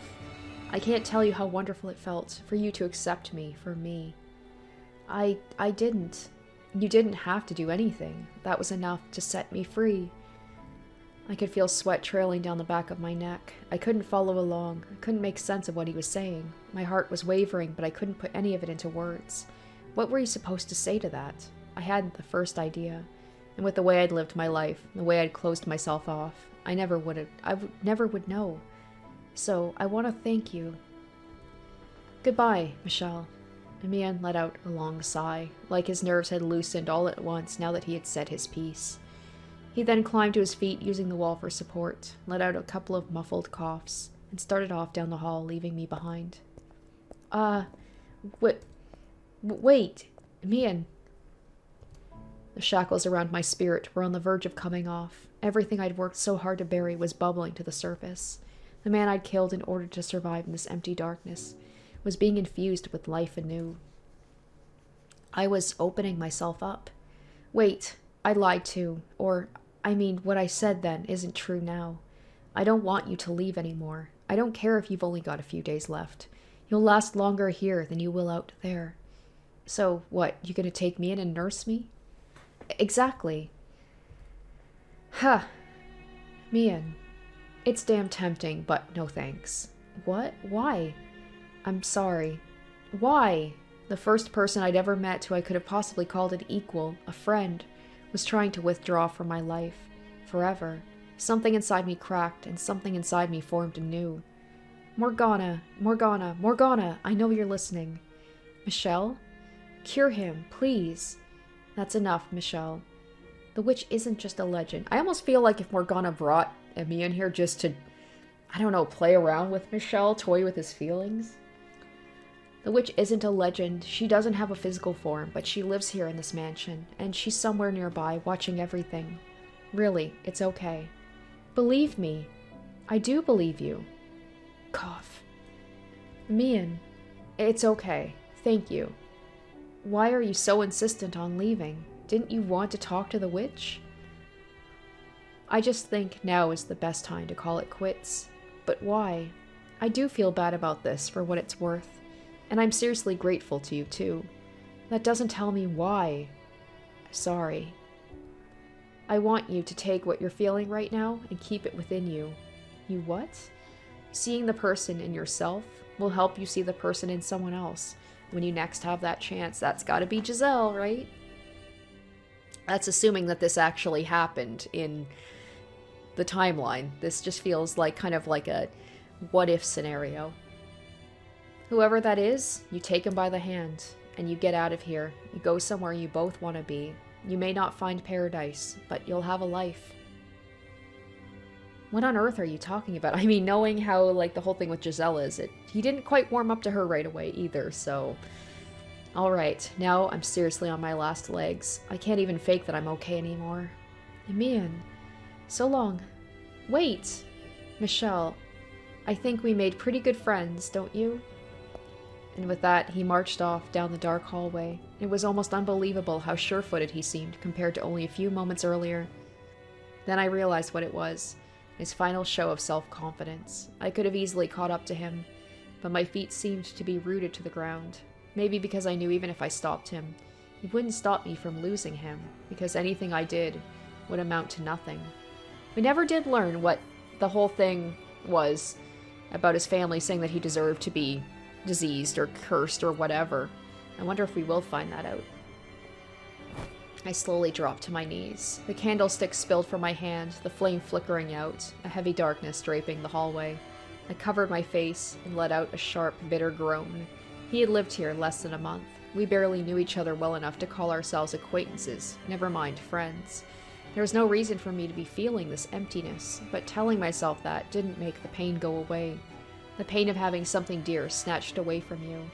A pain I'd never ever wanted to have to experience again. I thought I could hear the witch cackling, whispering that opening myself up only made me vulnerable. That bringing that dying man into my house was only ever going to leave me feeling all the more lonely. I mean, Morgana was the one who said that you should have just left him outside, but Morgana probably knows that Michel's not that kind of person as much as he wants to believe it, that he does have a good heart. That I always belonged in darkness, not light.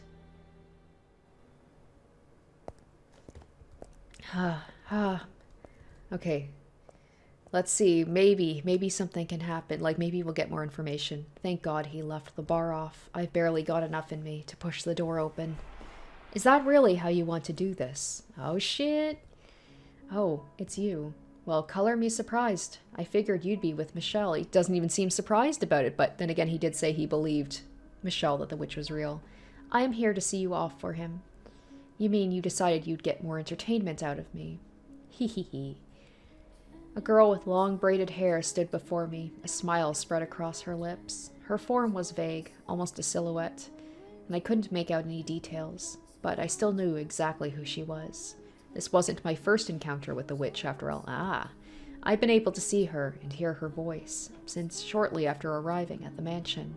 When I told Michel that I believed she existed, I wasn't just saying it, I knew. You're quite the seasoned liar, making out like you're coming clean, and then replacing one set of lies with another.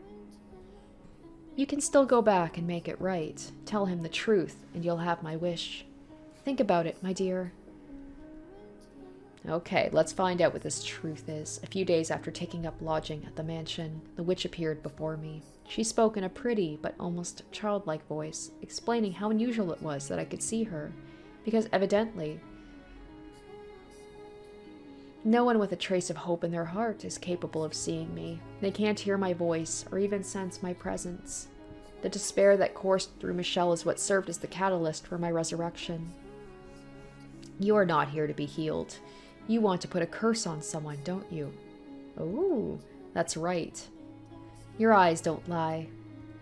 I'm honestly kind of floored right now, so maybe spending time with Michel, maybe he changed his mind about cursing someone? First, the Witch of Legend is real, and second, she's not even human. A mortal could neither cause miracles nor cast curses. Fair enough. So how did you know what I really wanted? It was obvious, my dear. All that murky filth swirling beneath your smiling visage is like a window directly into your soul. Sounds like there's no hiding anything from you, so I can just drop the act, huh?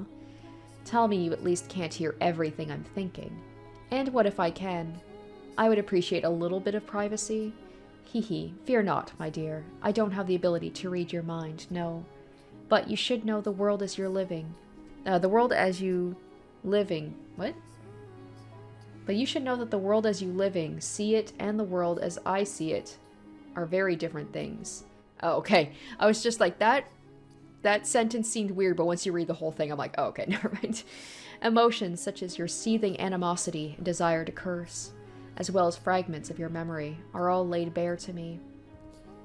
I normally wouldn't bother sparing anyone a moment of my time. I have a mission to accomplish, and I would like Michel to accompany me on the long journey to its completion, so I don't have time to distract myself with anything else.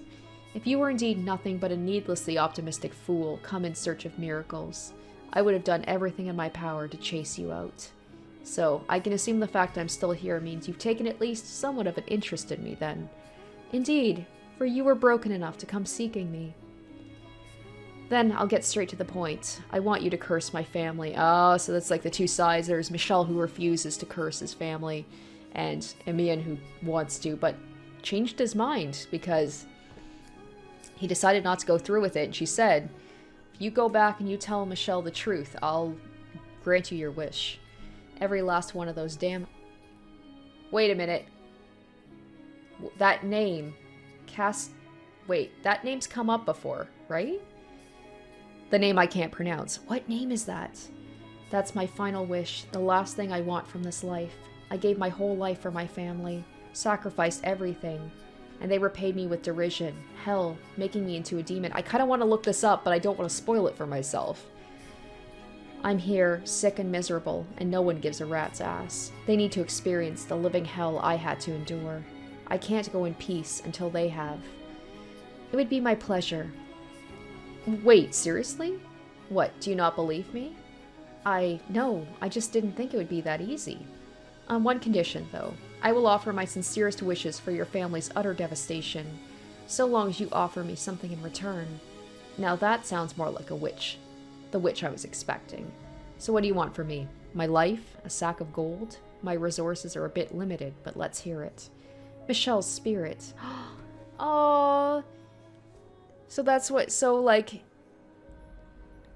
she wanted him to break Michel down, but after a while, like, he couldn't do it, so then he's just like, I have to leave. That's why he's leaving. That's why he can't stay with Michel. I told you I wanted Michel to accompany me on my journey, but too much of his worldly concerns remain for him to be of any use to me right now. He still racks his mind over trifling drivel. That stone-faced Michel? He has actual worries? It's all an act. For now, that is. I want you to crush his spirit. Transform him into something more fitting for my purposes. And then I will make your wish mine. That sweet voice makes what you're asking all the more frightening. So how do I go about it? So he was totally down to do it at first. Start by using your head, my dear. It was worth a shot. That said, I will give you a hint.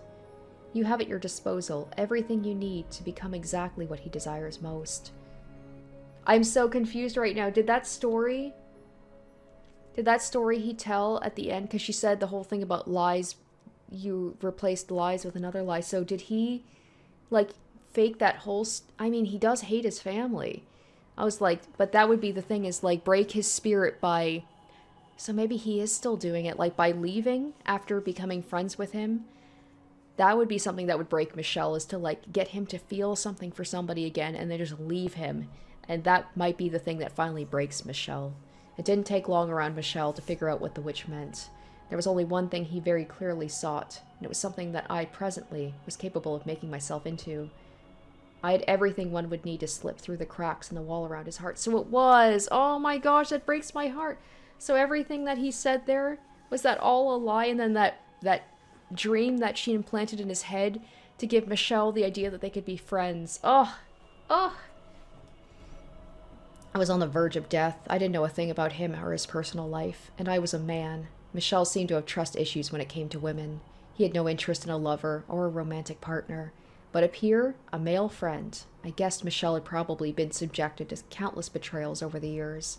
His mother, father, siblings, loved ones, but probably never at the hands of a friend. Oh, damn it! That breaks my heart. Poor Michel, man. I see, like, moments like this, and I'm like, I see why he doesn't open up to people. Until Giselle came along, it feels like everybody that he ever tried to get close to just screwed him over. He doesn't deserve this.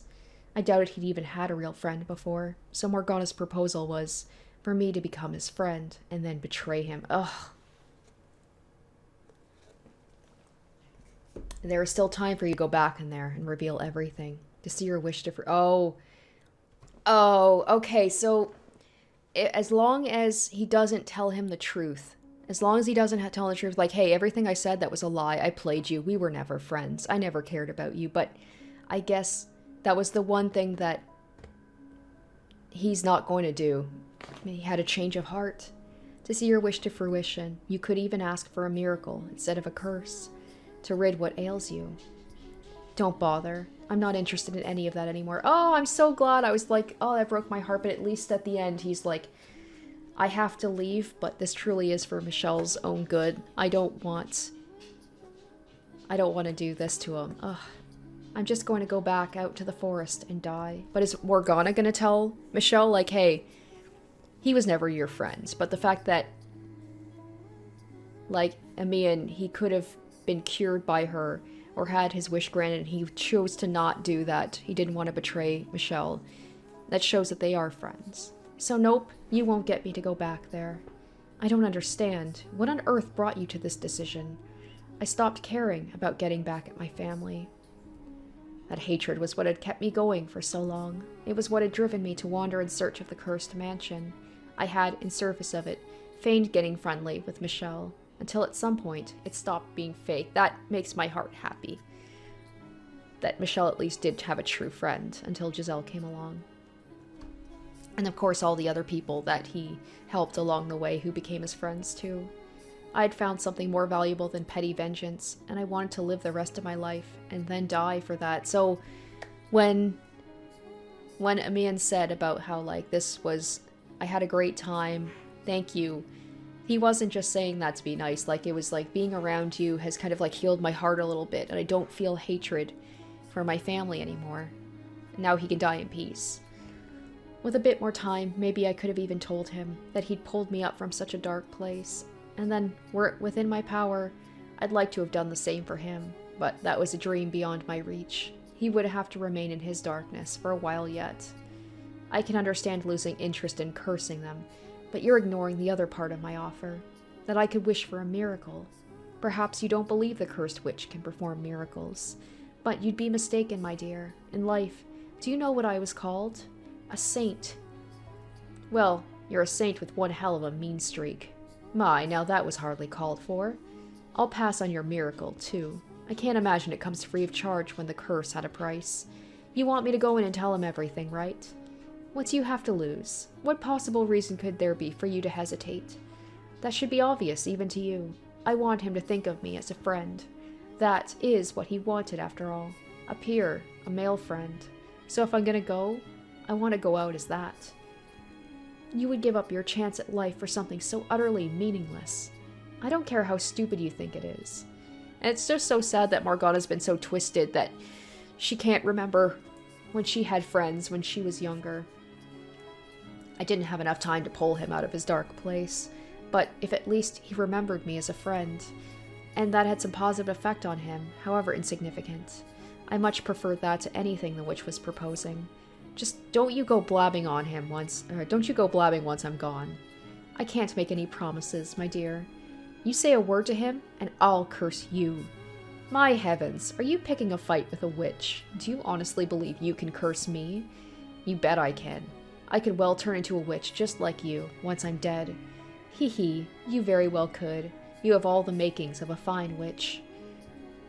But you can rest easy, my dear. I won't be saying anything to him about you, because you're too inconsequential to be worth mentioning again, right?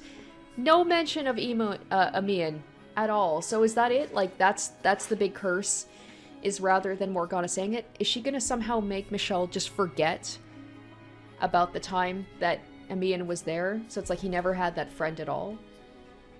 I beg your pardon? At the end of it all, the only one Michel truly needs is me. She will. She's gonna, like, make it like Amian never was here. What he wants is a curse, and I am the only one who can provide it. You pretended to be his friend for a few weeks, but in a year's time, that memory will have eroded away into nothing. Your death will amount to nothing. Damn, all you did was cast a light on his isolation, and sooner or later, it'll transform him into an inhuman spirit who lives only to spread curses, much like myself. Now that I can say you're wrong about. There's more care and understanding in him than you realize. He hides it, but it's there. Don't fool yourself. The whole world isn't going to bend to your whims. Morgana. There was nothing left I could do. I couldn't leave any more of a mark on him, nor could I free him from her grip. But someday, someone would appear. Man, woman, friend, lover, it didn't matter.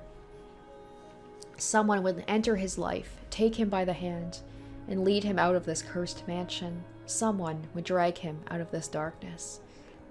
Well, you turned out to be quite the disappointment. Everything I once saw in your eyes has been purified away into nothingness. Mark my words, all your hopes will be in vain.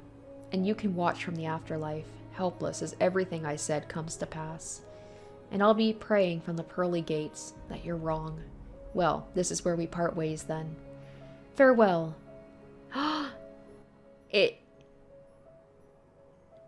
Naomi, that's a girl. That's a girl's name. What? It could be a guy's name, maybe. Noemi? I'm just trying to think with the accent. Noemi. I'm probably saying that wrong too. Until our souls cross paths once more in the boundless sphere of fate.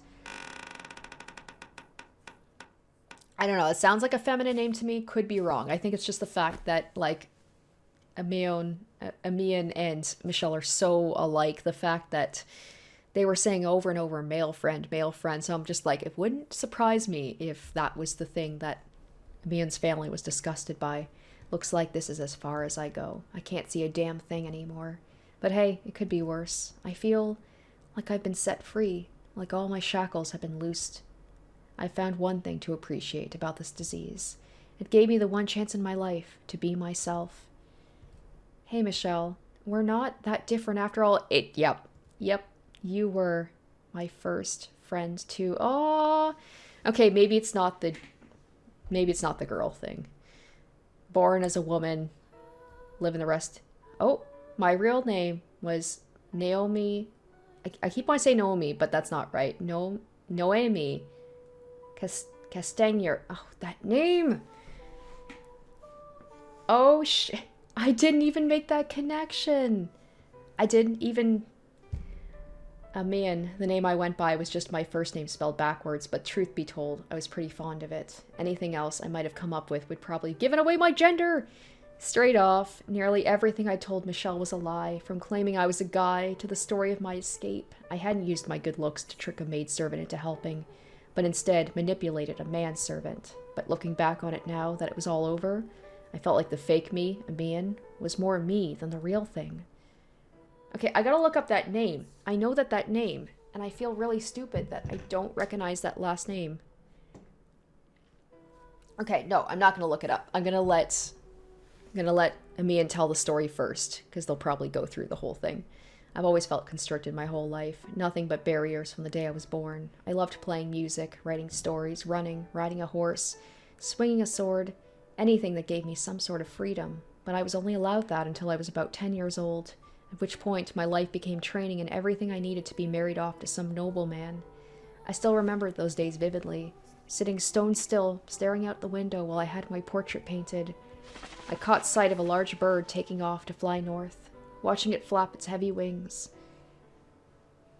I fantasized about riding the bird off somewhere far away, to a beautiful, boundlessly lush land no one had ever seen before. I would found my own nation, and I would be its first citizen. It would be a land without unfair rules and customs. A land where everyone was equal, and that's why Amian was just like, the two of us won't be judged here. And Michel thought that he was talking about his disease. Man, woman, young, old, a smile on everyone's face, and you would be free to choose who you spent your life with. There'd be no nobility, and there'd be no slaves. And in this land, I would finally be able to find my true self.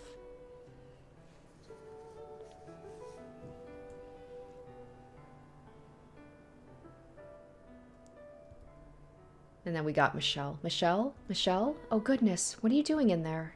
Oh, Mom. Mother. Still looking at that painting, are you? Yes, even the painting, like, the similarities are unreal. There's something about it. You agree with you, don't you? That's it! It was the thing at the very beginning with the painting where it's like something was off about The girl. That was the girl that they were supposed to be, that they were trying to set up the brothers with. But they're like, there's something off about that girl. And I bet Michel felt the exact same thing. You agree with me, don't you? It's a wonderful proposition, but your brothers never seem to want to listen to me. We'll have to return the painting to the Castagners, and after they went through all the trouble... I'm so dumb! Literally, it was in the same episode. I was like, that last name is so familiar. Indeed.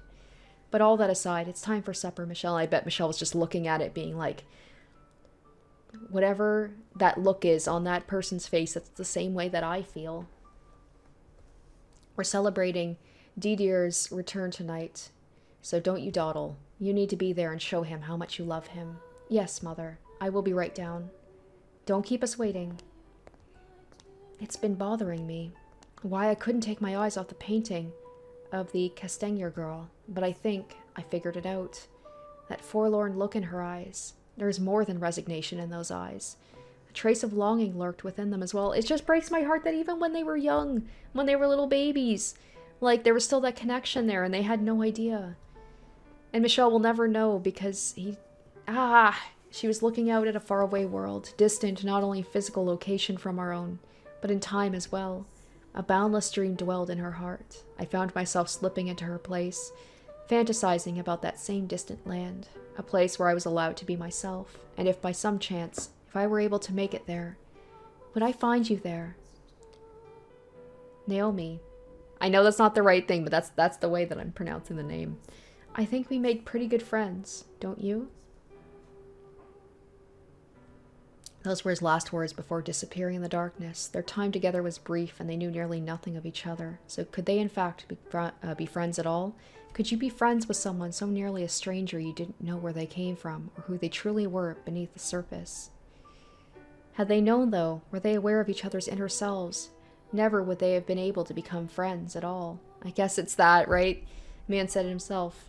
We made pretty good friends. It's the fact that they didn't know, or at least Michel didn't know, that made them be able to be somewhat close. It was precisely because the two knew nothing that they were able to know one another. Yeah, they went in without any pretenses of each other and could just see each other as... Oh, that was heartbreaking. Oh my goodness. Wow. Oh, all right. Well, that will do it for that episode. That was just really sad, and I guess it was like Morgana said. In a year, he will forget all about you, and maybe he did, maybe he didn't, but like the fact that this person that apparently made such an impression on Michel, his first friend, never talked about him again to anybody. I guess Morgana may have been right. So with that, it looks like we've got 2 more of the sub-episodes, and then I guess we might be done for good. I'm not too sure, but if the other 2 are as good as that one, then I'm very excited to read them. I have high hopes for them. So I hope you guys did enjoy that little sub-episode, and stay tuned next week for the next one, which is going to be Tales Wasted Away in Obscurity. So yeah, thanks for watching, and stay tuned next week for that. Until then, bye guys. Special shoutouts to my top-tier patrons: Kiori Makoto, SM, Revealing Storm, Tequila Mockingbird, Asborn Kennedy, Harry Gazif, iCognito, Jared Fan, Joel Oostman, and Zoran Ether.